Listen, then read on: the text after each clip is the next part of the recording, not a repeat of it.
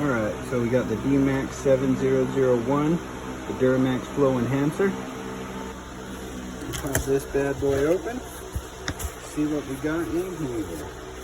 Alright, so there's a nice witch filter, nice perfectly packaged box right there. We've got all of the fittings, nuts, bolts, some zip ties, little hose nipples, all kinds of fancy stuff in that. We'll get into that later. Got some nice fuel rated blue hose here. I'm gonna have to put out in the sun and make it all nice and straight because I hate kinked and rounded hoses. Alright, we've got some giant, long, huge electrical harness. Looks like we got a relay in there. Possibly question mark? No idea what that is. Maybe some sort of relay housing or something. Registration form. And then reviews online said it came with great instructions, but I guess I don't have any goddamn instructions. Oh, wait a second. There it is. FastRide.com, tech support, fast installation manuals. Alright, cool. I like good instructions. And of course, everything's online nowadays. And last but not least, a nice little mounting bracket. Right on. I wonder if I'm going to drill holes or if I'm just going to weld that bad boy on. Alright, getting into the actual fuel enhancer pump here. Alright, just a little guy. Not very big at all. I thought he was going to be a little bit bigger, but that's fine. I'm fine with that. And Diesel Performance products right there. And serial number, D-Max. And that's a little bit bigger than my hand. Little heavy. Hopefully it does what we need it to do.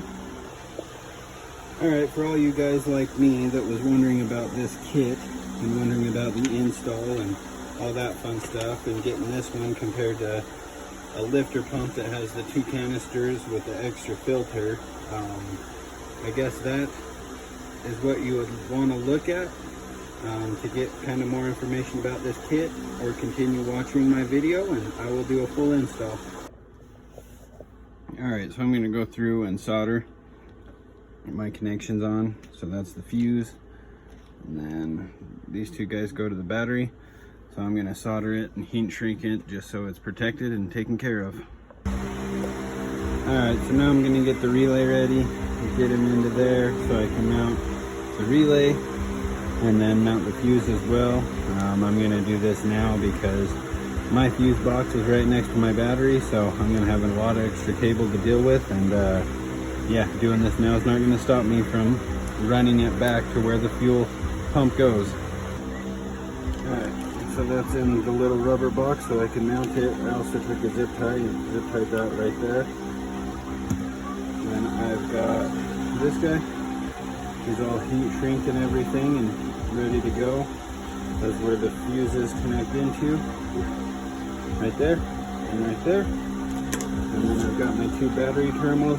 They're all soldered. I'm not the best soldering. I need a new tip for my solder gun, but they'll work. And then I've got those all heat shrink too, so those will go to the battery terminals. Alright, so now we're in the truck. We gotta find the ignition hot fuse and hook that bad boy up. Alright, so I'm doing this on an 07 LBZ 2500 Classic. So if you look on this real quick, so you got SEO ignition, then TBC ignition. I just tested both of them with my little light tester, and they both turn on with the ignition, and then they both stay on once the engine is started. So I think you can use either of those two. I got the ATA fuse set right there. Then I ran it through underneath and then out. Then I've got my fancy posts on my battery because I hate little side posts. So I've got my negative, I got my positive, then I mounted the fuse right there, and then I mounted the relay right there on the side of my fuse box. So now I've got to get rid of all this extra wire that came with the harness, I'm assuming for a different model. or I guess in case your fuse box is inside your cab, that's why that's so long. And then I've got this, it's gonna go back to the new fuel pump all set up. And I'm gonna try to run it down, and I'm gonna try to either follow that brake line or follow that gas line back. So I'm gonna get this all tidied up here before I start running stuff back. So now we're under the truck. This is in front of your fuel tank. It says to remove 3 bolts to drop it. So I'm pretty sure there's 1, 2, and the third one's right up there. I'm not 100% sure if those are the ones, but I think they are.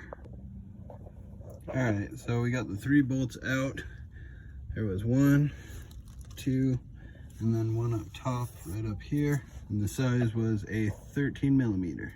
All right, so once you get the cooler off, it's not this line that you disconnect, it's up here.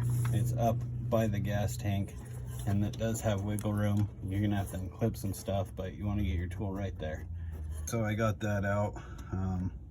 If you get your tool in there nice and snug, reach back over here and pull from that side, and you should be able to get it out.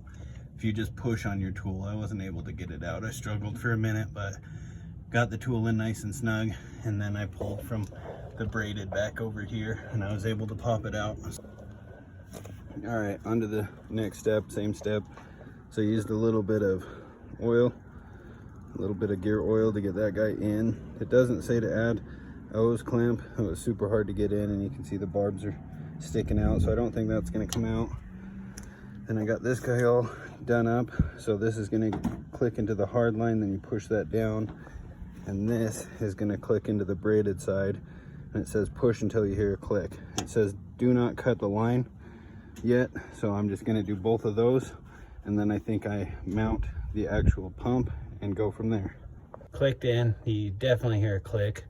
That back one clicked in, definitely hear the click. Then you push that yellow tab down.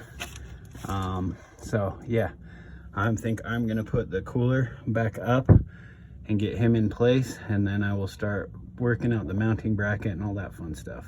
2 tips here. One, when I click the hard line, this hose automatically went into this little bracket holder. And so I think I'm gonna leave it there because I tried to take it out and it kind of pinched it right there. So I'm gonna leave that one there. And then this one that used to be in there is just gonna be over here, and I will figure that out. And then another tip with the cooler, when you take it out, so I had to like move it around this bracket, and it was able to drop down. So that gave me a lot more room to work. So yeah, that's 2 little quick tips. Got the cooler back on. I've got the lines right here hanging down. They're gonna mount the pump right here. When you put the cooler back in, I put the top bolt in first, but leave it loose. Then move to this bolt right here. Then do this one very last. That was a pain, but I got her done. Yeah, I'm gonna eat real quick and I'll get back to it. All right, next step is to mount the bracket, and with the U-bolts, pretty self-explanatory. There's the fuel tank, there's the cooler. It's right there in front. I made sure this was nice and flat and level, and yeah, on to the next step.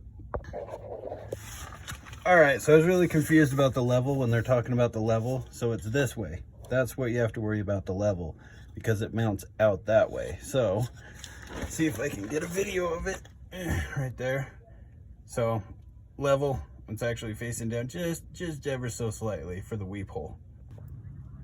Okay, got that guy mounted up, and I put Loctite on the U-bolt nuts, and then I also put Loctite on there, both recommended for this application. Now we're on to the next step. All right, next step is to get these guys into the pump and then torque them to 18 foot-pounds torque. It's a 3/4 socket. I'm gonna get my Torx wrench set up and get those torqued to spec. All right, headed to the old part store.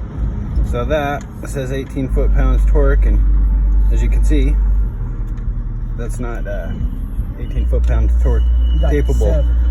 It got the 7, it got the 3.5. But you can kind of see the witness marks here if I can get my phone to focus. probably all full of stuff. But yeah, it looked like it's already weakened. So whatever, hopefully I can find this part. Well guys, the face of defeat. I couldn't find that part anywhere. All right guys, started this project on Saturday. It's now Monday, about 2 o'clock. So this is what happened. It says 18 foot-pounds of torque for the DIPF-1003. As you can see, I never made it 18 foot-pounds of torque. I'm pretty sure my torque wrench is on. It snapped right off. So I tried everything for the last 2 days to try to get a fitting to work and blah blah blah, but it's just a very specific fitting. So I went down to Diesel Auto Power. It was down in Layton, Utah. So a big shout out to them. They also do a lot of online stuff. I will try to put a link in the description below. But as you can see, so that's the old part. That's what came with the Fass Pump. It's a piece of shit, and I do not recommend it. So I got 2 new ones. This guy's built out of steel. He weighs heavy. He's nice. Like look at that neck. He's machined right. Like, it's beautiful. Here's the washer that goes with it. There's the part number if you want to look up the part number if you're interested in doing this. This crush ring and O-ring, it's all one piece compared to the old one. It's not. Yeah, these things are junk. Getting rid of them. All right, I got my new DIPF-1003s in. I don't think I'm ever gonna forget that number because it was such a pain in the ass for me. So they're in. Yeah, I can finally move on to the next step.